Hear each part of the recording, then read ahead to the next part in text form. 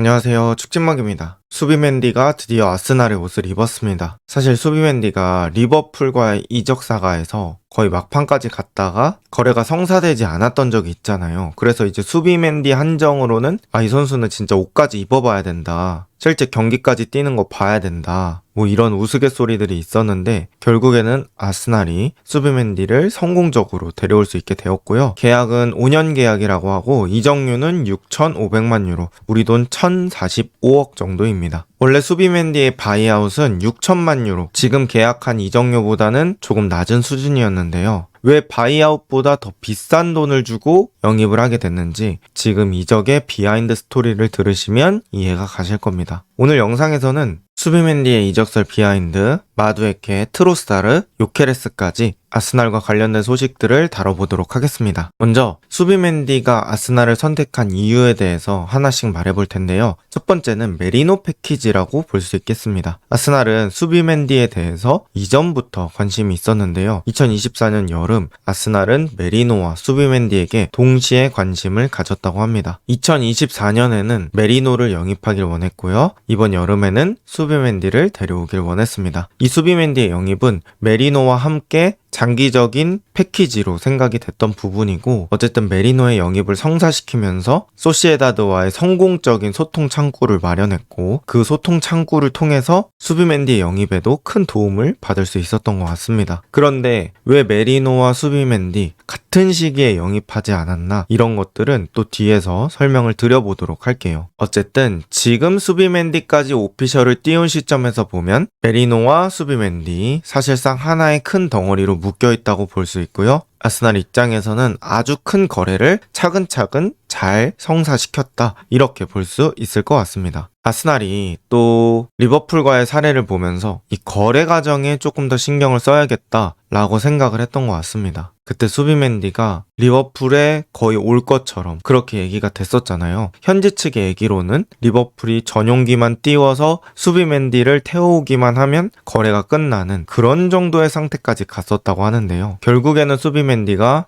그 계약을 거절하게 되었죠. 이건 이 수비맨디가 소시에다드라는 구단에 가지고 있는 애정과 충성심을 보여주고 있었던 그런 사례라고 생각할 수 있고요. 아스날은 수비맨디의 충성심을 거기서 파악했다고 볼 수 있겠습니다. 그러니까 거래 과정에서 두 가지를 만족시켜야 하잖아요. 첫 번째는 수비맨디의 소속팀 레알 소시에다드, 두 번째는 수비맨디 개인입니다. 그런데 바이아웃으로 어떻게 레알 소시에다드는 쳐내더라도 결국에는 수비맨디의 오케이가 있어야 되기 때문에 중요한 건 수비맨디의 마음을 얻는 거라고 생각을 했죠. 그래서 아스날은 바이아웃을 지불하는 대신에 정면 돌파를 선택하기 시작합니다. 결국 수비맨디가 리버풀에 가지 않은 이유가 이 구단에 대한 충성심 때문이잖아요. 그러면 아스날이 소시에다드라는 구단을 존중해주고 이 소시에다드의 상황을 조금 더 이해하려고 노력하는 모습을 수비맨디가 본다면 이 수비맨디의 마음이 움직이는 과정에서 더 플러스 점수를 받을 수 있겠죠. 그래서 아스날은 수비맨디와 구단을 동시에 설득하기 시작합니다. 그래서 그 방향 중에 하나가 바로 바이아웃이죠. 그러니까 아까 제가 초반에 수비맨디가 바이아웃보다 조금 더 높은 금액의 거래가 됐다고 했습니다. 아무래도 아스날이 소시에다드라는 구단 측에 조금 더 돈을 챙겨주면서 수비맨디가 자신이 떠나면 구단이 흔들릴 거라는 부담감을 조금이라도 덜어주는 그런 이적료 제한이었다고 생각이 되고요. 또 아까 말씀드렸던 것처럼 수비맨디 입장에서도 아스날이 그래도 소시에다드를 조금 더 생각하는 부분들이 있구나 라는 게 확인이 됐을 거고, 수비맨디가 조금 더 마음 편하게 떠날 수 있는 환경을 조성해 줬던 것 같습니다. 그래서 이런 여러 가지 노력들이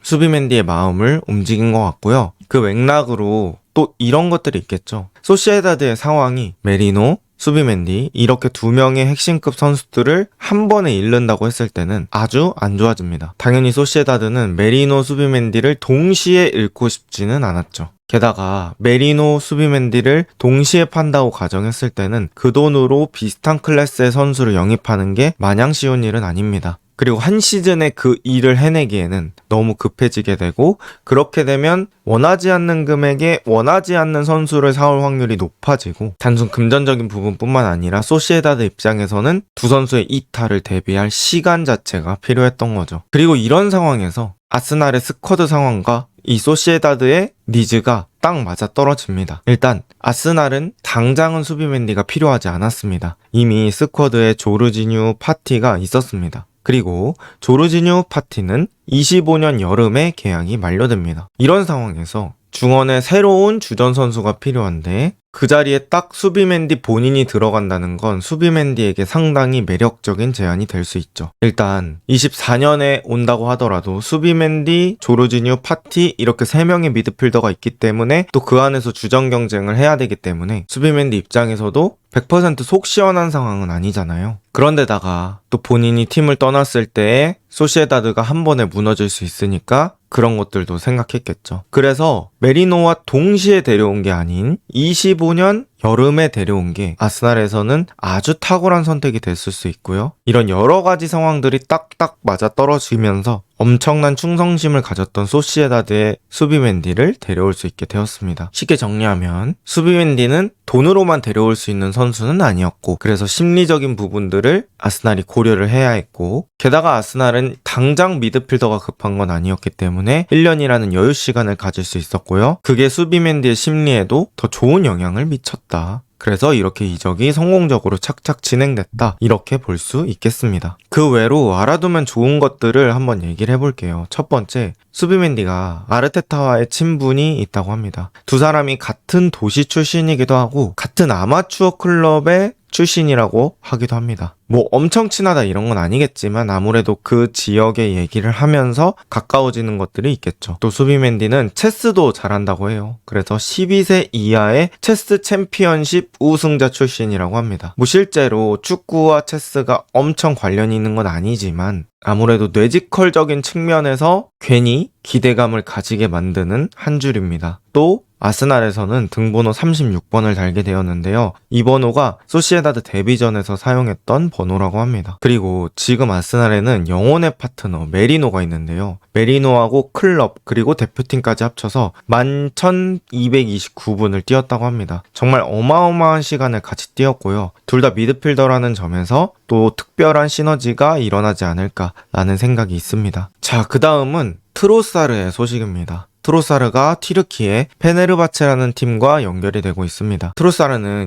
2026년 여름까지 계약 기간이 1년 남은 상태인데요. 이제 아스날이 우승을 위해서 월드클래스급 왼쪽 윙어를 찾고 있잖아요. 그런 상황 속에서 마르티넬리, 트로사르 둘 중에 한 명은 처분해야 된다. 이런 얘기가 나오고 있는 상황이었습니다. 그랬을 때는 마르티넬리가 더 어리기도 하고 트로사르보다는 나중에 판매하기가 더 쉽기 때문에 트로사르를 정리하는 게 더 낫지 않느냐? 라는 이야기가 나오고 있는 상황이었죠. 그런 과정에서 튀르키예 팀 페네르바체가 트로사르를 원하고 있다. 이런 얘기가 나오고 있고요. 1,500만 유로 준비 중이라고 합니다. 우리 돈 241억이고요. 여기에 이적료 빼고 트로사르가 요구하는 연봉도 어느 정도 맞춰줄 의향이 있다고 합니다. 트로사르는 1994년생 30살이고요. 이런 상황에서 아스날 입장에서는 나쁘지 않은 거래가 될 수 있죠. 어차피 나이도 좀 있고 계약 기간도 1년밖에 남지 않아서 이번에 팔지 못하면 현금화를 할 수 없는 자원인데 빠르게 정리하고 스쿼드의 자리도 늘리면서 새로운 윙어를 데려올 준비를 아주 완벽하게 할 수 있는 상황이죠. 새로운 윙어가 어떤 선수가 올지 모르겠지만 마르티넬리와 새로운 윙어 체제로 가게 되지 않을까 싶습니다. 이런 상황에서 마두에케라는 선수의 얘기가 계속해서 나오고 있어요. 마두에케와 아스날 개인 합의가 됐다 이런 얘기가 나오고 있거든요. 이건 1티어 측에서 나오고 있는 얘기라서 이제 첼시와 아스날 간의 이적료 협상이 중요할 것으로 여겨지고 있습니다. 첼시가 원하는 이적료는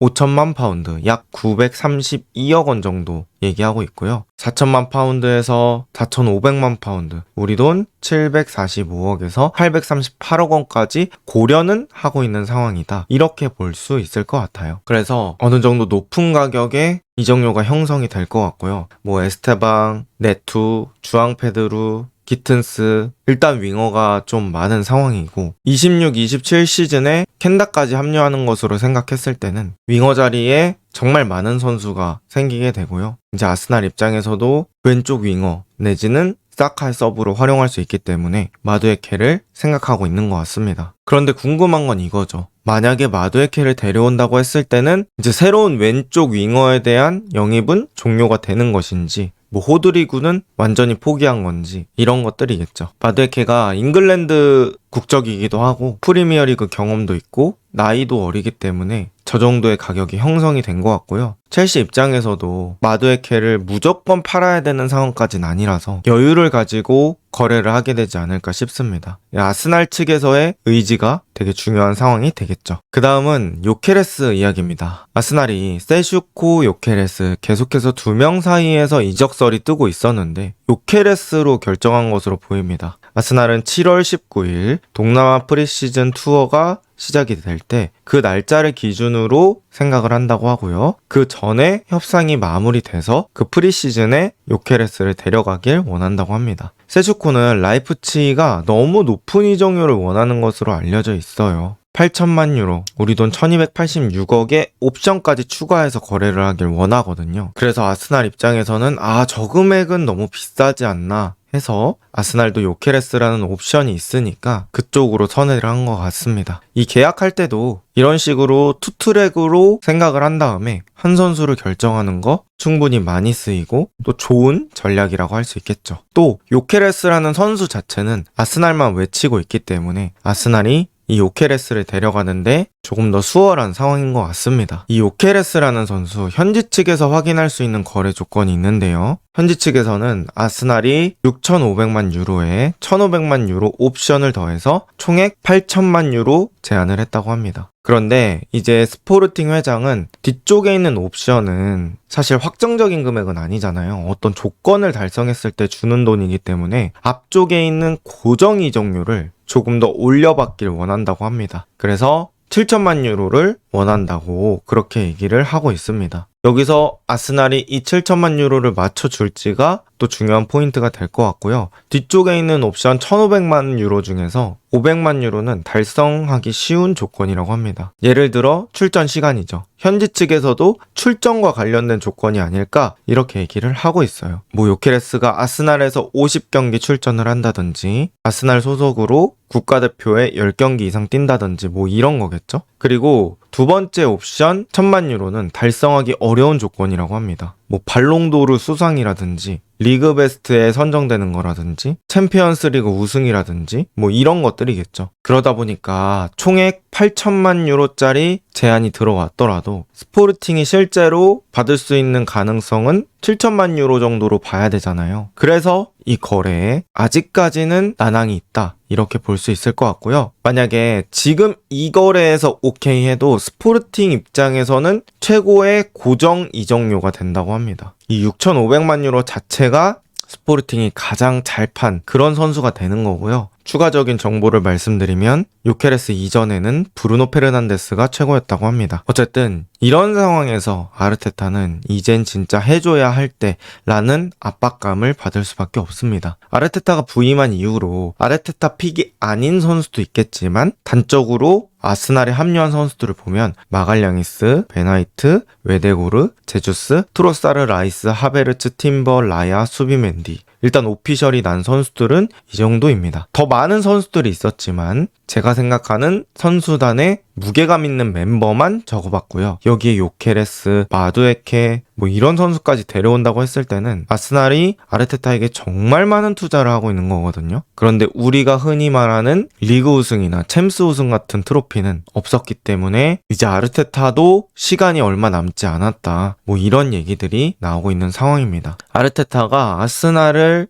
오랜 기간 동안 맡으면서 강팀으로 만들어 놓은 건 부정할 수 없는 사실입니다. 하지만 이 정도까지 왔을 때는 또 아르테타에게는 아스날을 최강팀으로 만들어야 한다는 과제가 남아 있습니다. 아스날도 물론 아르테타가 여기까지 올려준 거에 대한 공은 인정하지만 또 만년 2위를 할 수는 없잖아요. 결국에는 이 모든 투자가 우승컵을 위해서 하는 건데 이 만년 2위와 우승컵을 한 번이라도 따는 건 진짜 하늘과 땅 차이기 때문에 이 아르테타가 이제는 꼭 우승을 가져와야 되는 타이밍이 아닐까 싶습니다. 그리고 아스날에 아르테타가 우승컵을 가져다 준다면 우리가 소위 말하는 혈이 뚫릴 것 같고요. 그 이후에는 아르테타만 오케이 한다면 오랫동안 아르테타의 시대가 이어지지 않을까 싶습니다. 과연 아스날은 25-26 시즌 어떻게 바뀔까요? 이번 영상은 여기까지입니다. 좋은 하루 보내세요.